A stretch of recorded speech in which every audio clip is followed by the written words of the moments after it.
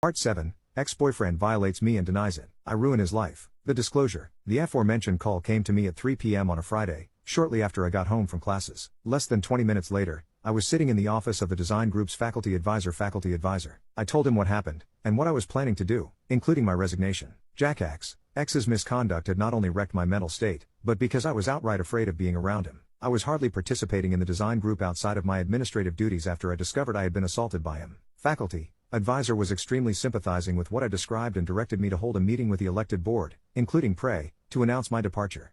He gave me otherwise free will to figuratively set off a bomb. I organized a meeting with the entire board for the following Monday sans Jack X and alerted them that the meeting was important, all while keeping the operation under wraps from Jack X. Come the Monday meeting, I had created a fun PowerPoint presentation that created a quick slideshow touching on all the topics mentioned above. The board arrived slightly tardy and were chattering amongst themselves until I launched the PowerPoint, with the words "Wake Up Call" displayed on the screen. I thought the title was clever. I started by thanking them for showing on such a short notice. I announced my resignation, a background of our relationship, what Jack X did to me, and what I did, including making the Title IX report and what is involved by doing that. The board sat there in silence, absolutely stunned at what I was presenting them. I further went on to delegate my treasury duties, offering to assist anyone that needed it aside from Jack X. I slyly mentioned that Jack X was definitively the one responsible for my duties, due to his quick volunteering before, and I looked at Prey directly when I said it.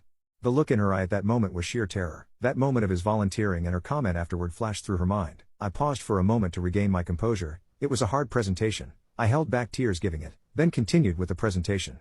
I read the group's governing documentation and pasted portions from it in the presentation. I outlined their impeachment process and recommended that they vote to remove Jack X from his elected position. I tossed in the group's zero-tolerance policy on sexual harassment in the presentation for good measure. I reiterated that Jack X had violated me while I was unconscious, and questioned how anyone could ever consider those acts consensual or humane.